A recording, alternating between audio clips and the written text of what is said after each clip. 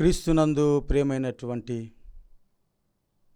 దేవుని బిడ్డలారా, యేసుక్రీస్తు ప్రభుల వారి శుభనామమున ప్రభునామమున వందనములు తెలియజేస్తూ ఉన్నాను.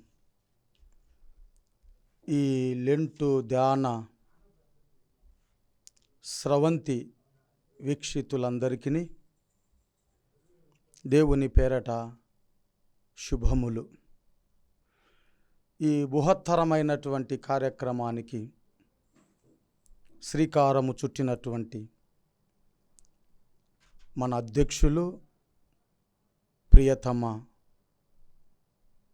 The right reverend doctor Peyyala Isaac Varaprasad bishop తండ్రి గారికి, శ్రీమతి సిడి భారతి తల్లి గారికి, యూత్ డిపార్ట్మెంట్ చైర్మన్ అయినటువంటి ది రెవరెండ్ పిడిహెచ్ఏ బెనహర్ బాబు గారు, సెక్రటరీ అనిష్ మోజెస్ గారికి ప్రభు పేరట వందనములు చెల్లిస్తూ ఉన్నాం. ఈ శుభదినమునకై ఏర్పాటు చేయబడిన దేవుని వాక్యమును చదవగా విందము. 2వ నిబంధన గ్రంథము నుండి పరిశుద్ధుడైన మత్తయి గారు రాసినటువంటి శుభవార్త 3వ అధ్యాయము 1 నుంచి 6 వచనముల వరకు ఈ విధముగా రాయబడి ఉన్నది. ఆ దినముల యందు బాప్తిసమిచ్చు యోహాను వచ్చి, పరలోక రాజ్యము సమీపించి ఉన్నది, మారు మనసు పొందుడని యూదయ అరణ్యములో ప్రకటించుచుండెను. ప్రభువు మార్గము సిద్ధపరచుడి, ఆయన త్రోవలు సరాలము చేయుడని అరణ్యములో కేకవేయు ఒక నిశ్శబ్దము అని ప్రవక్త అయిన యెషయా ద్వారా చెప్పబడిన వాడు ఇతడే. ఈ యోహాను ఒంటె రోమముల వస్త్రములను మొల చుట్టూ తోలు దట్టియు ధరించుకునివాడు, మిడతలను అడవి తేనెయు ఇతనికి ఆహారం. ఆ సమయమున యెరూషలేము వారును యూదయ వారందరును యొర్దాను నదీ ప్రాంతముల వారందరును అతని యొద్దకు వచ్చి తమ పాపములను ఒప్పుకొనుచు యొర్దాను నదిలో అతని చేత బాప్తిసము పొందుచుండురి. ప్రార్థన. దయా పరిపూర్ణుడవైన మా ప్రియ పరలోకపు తండ్రి, ఏర్పరచబడినటువంటి దైవ లేఖన భాగముల ద్వారా నాతో మాతో మీరే మాట్లాడమని, నీ పరిశుద్ధాత్మ సహాయము ద్వారా మాకు బోధించమని, ఈ వాక్యము ద్వారా మిమ్మలను మీరు ప్రత్యక్షపరచుకొనమని యేసుక్రీస్తు నామములో ప్రార్థించుచున్నాను తండ్రి, ఆమెన్. ప్రియమైన వారులారా, పరిశుద్ధ బైబిల్ గ్రంథము నుండి దేవుని మాటలు చదవగా మనము విని ఉన్నాం. మత్తయి సువార్త 3వ అధ్యాయం 1-6 వచనములు. పరలోక రాజ్యము సమీపముగా ఉన్నది గనుక పశ్చాత్తాపము పొందుడి. పరలోక రాజ్యము సమీపముగా ఉన్నది గనుక పశ్చాత్తాపపడుడి. The kingdom of heaven near, so repent. The kingdom of heaven near, so repent. పశ్చాత్తాపము అన్నటువంటి మాటను మనం గమనించినట్లయితే, మనసు హృదయము పూర్తిగా మారడము, దీనివల్ల ప్రవర్తనలో మార్పు కలగడము, చెడు క్రియల నుండి దేవుని వైపు తిరిగి ఆయన వాక్యమును, ఆయన ఉద్దేశ్యమును మన జీవితములలో అనుసరించడం. బైబిల్ చెప్పినటువంటి పశ్చాత్తాపమును మనము గమనించినట్లయితే, ఒక వ్యక్తి తాను చేసిన పాపములకు విచారాన్ని, బాధను కలిగిస్తూ ఉంది. పాపము నుంచి విడుదల పొందాలన్నటువంటి కోరికను పుట్టిస్తుంది. క్రీస్తును నిరాకరించుచున్నటువంటి పాపముల నుంచి ఆయన వైపు తిరిగి యేసు ప్రభువుగా, రక్షకుడుగా, విముక్తి ప్రదాతగా స్వీకరించడమే పశ్చాత్తాపం. తమ పాపముల నుంచి మరలుకొనేందుకు సమ్మతించనటువంటి వ్యక్తికి తన పాపముల నుంచి విముక్తి, రక్షణ ఉండదు. ఇక్కడ ఇశ్రాయేలీలు ప్రజలు పాపములో, అపనమ్మకములో మునిగి అభిషక్తుడు అయిన అనగా యేసుక్రీస్తు ప్రభుల వారిని స్వీకరించుటకు వారు సిద్ధముగా లేరు. కాబట్టి వారికి యోహాను ఈ పశ్చాత్తాపమును గురించి బోధించుచూ ఉన్నాడు. యూదా మతనిష్ట సనాతన భావములను మనము జ్ఞాపకము చేసుకున్నట్లయితే, మోసే ధర్మశాస్త్రము తప్పక పాటించాలనేవారు. చాలామంది తాము న్యాయవంతులము అని అనుకునేవారు. ఇతరుల కంటే తాము పవిత్రులమని మరి ఎవరితోనూ వారు కలవకుండా వేరుగా ఉండువారు. వారి మాటలకు, వారి చేతలకు ఇక్కడ పొంతన ఉండేది కాదు. వారు కపట వేషధారణ, భక్తి గలవారు. మత్తయి సువార్త ఈ 3వ అధ్యాయము మొదటి 6 వచనములను మనము చదవగా విన్నాం. 400 సంవత్సరములు అనంతరము దేవుడు తన ప్రవక్త అయినటువంటి మలాకి ద్వారా మరి దేవుని స్వరము మనకు అక్కడ వినబడుట. ఇక్కడ ఇజ్రాయేలీలను మనం గమనిస్తే వారు ఇక దేవుని స్వరము మనకు వినబడదు అని నిరాశతో ఈ 4వ శతాబ్దము వరకు దేవుని స్వరము మౌనముగా ఉండినది. యోహాను దేవుని యొద్ద నుండి, యూదయ అరణ్యము నుండి దేవుని యొద్ద సంవత్సరము గడిపి శక్తిని పొంది ప్రజలకు ప్రకటించుటకు దేవుని సందేశమును, ఈ సువార్తను ఆయన తీసుకుని వస్తూ ఉన్నాడు.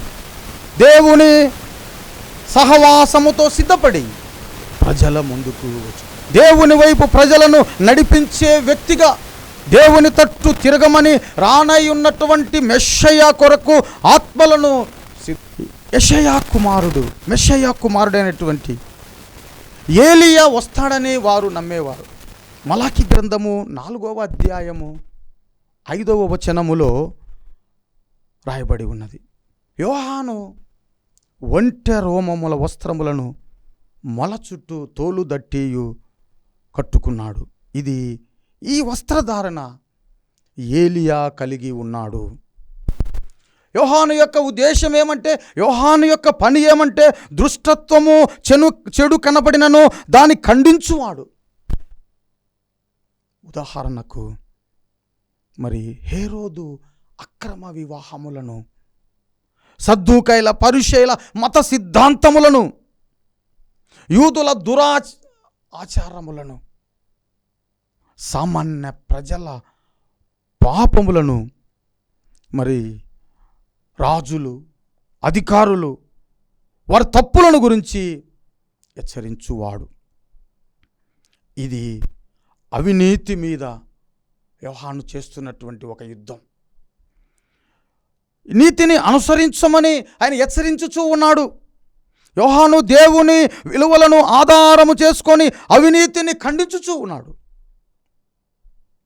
ప్రభువు ఈ ప్రజల అవినీతి వైపు మరల్చి, అవినీతి వైపు మరలినటువంటి ప్రజలను చేయుచున్నటువంటి తప్పిదములను ఖండించుటయే మరి కాక చేయవలసినటువంటి మంచిని గురించి ఇక్కడ యోహాను హెచ్చరించుచూ ఉన్నాడు. యెషయా గ్రంథములో 40వ అధ్యాయము మొదటి 3 వచనములను మనము గమనించినట్లయితే, యోహాను ప్రభువు మార్గము సిద్ధపరచుటకు ముందుగా పంపబడ్డాడు. ఆ దినాలలో పాలస్తీనాలో రోడ్లు సరి అయినటువంటి రీతిలో సరళముగా ఉండేవి కావు. ఎత్తు పల్లాలు, దుమ్ము, ధూళితో నిండి ఉండేవి. ఎప్పుడైనాను రాజు ఆ మార్గమున ప్రవేశించవలసి వస్తే ముందుగా ఒక దూతను ఆ ప్రాంతమునకు ప్రజలు రాకను గురించి చాటింపు వేసి రహదారులను సిద్ధపరచి శుభ్రపరచుమని ప్రకటిస్తారు. ఇక్కడ యోహాను ఆ రాజు కొరకు మార్గమును సరళము చేయుటకు పంపబడ్డాడు. ఇక్కడ యోహాను చెప్పబోయే మాట ఏమంటే, ఈ రోడ్లు భూ సంబంధమైనటువంటి వాటి కాదు, కానీ మానవ జీవిత హృదయాలలో సంబంధించినటువంటి దేవుడు ప్రవేశించుటకు అవి అనుకూలముగా లేవు. అందును బట్టియే ఇక్కడ వంకర త్రోవలు, కరుకైన స్వభావము, కొండలాంటి అహంభావము, లోయలాంటి గడాంధకారపు జీవితాలు ఆధ్యాత్మికముగా అధ్వానమైనటువంటి స్థితిలో ఉన్నాయి. అట్టి జీవితాలను దేవుని వైపు త్రిప్పుటకు మారు మనసు నిమిత్తమై సిద్ధపరచుటకు యోహాను ప్రయత్నించుచూ ఉన్నాడు. ఇక్కడ పరిసయ్యులు, సద్దూకయ్యులు వాళ్ళ గురించి ఆయన ఉద్దేశించి చెప్పుచున్నటువంటి మాట ఏమంటే, సర్ప సంతానమా